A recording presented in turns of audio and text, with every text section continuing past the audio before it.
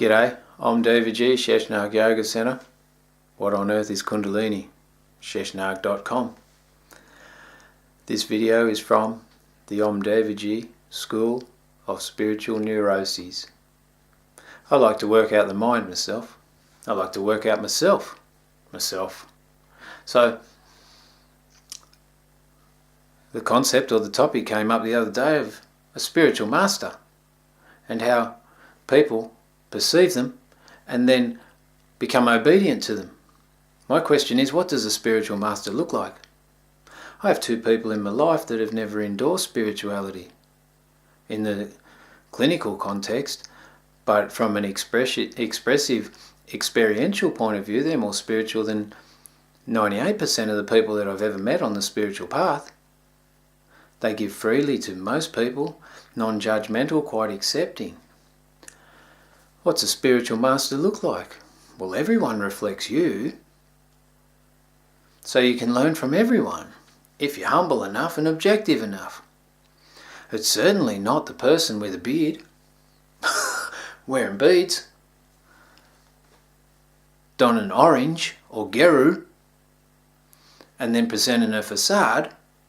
That can be a spiritual master, but taking into account that spirituality is one of the top 5 commodities in India, who knows what a real spiritual master looks like. Spiritual master? What is a spiritual master? Are you talking about Babaji Mahamuni, the eternal saint who can remanifest his body at will, appear to people in dreams? Or are you talking someone like Paramahamsa Niranjanananda Saraswati or Paramahamsa Pragyanananda Giri, who are so perfected in the art of Kriya Yoga that they can go into spontaneous kumbhak, retention of breath, and then leave their body and go into the subtle dimensions, such as the place that you and I go unconsciously when we sleep, into the what you call the dream time. Now I appreciate it as where the higher self interacts, not necessarily the place where the lower self can remember. There's varying degrees of spiritual masters. What is a spiritual master? Are you talking mastered physiology of the whole human framework? Or are you just talking someone who knows the shit? Are you talking someone who's able to give you advice in a spiritual context in regards to everyday life that you can embody? I don't know.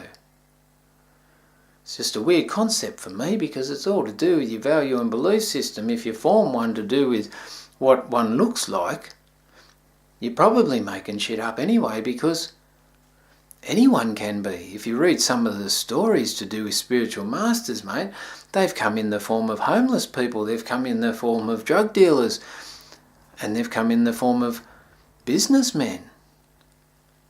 All depends on what is karmically due for you at any point in time as to who will appear in your life and allow you the opportunity to learn from them, God willing. When the student is ready, the teacher will appear. So does that not mean that everyone can be a teacher on the spiritual dimension at some point in time? I don't know. It's just a question. I really haven't answered it. All I know is, if you form an image of what a spiritual master is, then you already bound yourself to the ability to grow, the ability to be humble and live from the heart, the ability to be objective, look back on yourself, understand yourself, be forgiving and accepting of your responsibility. Who knows?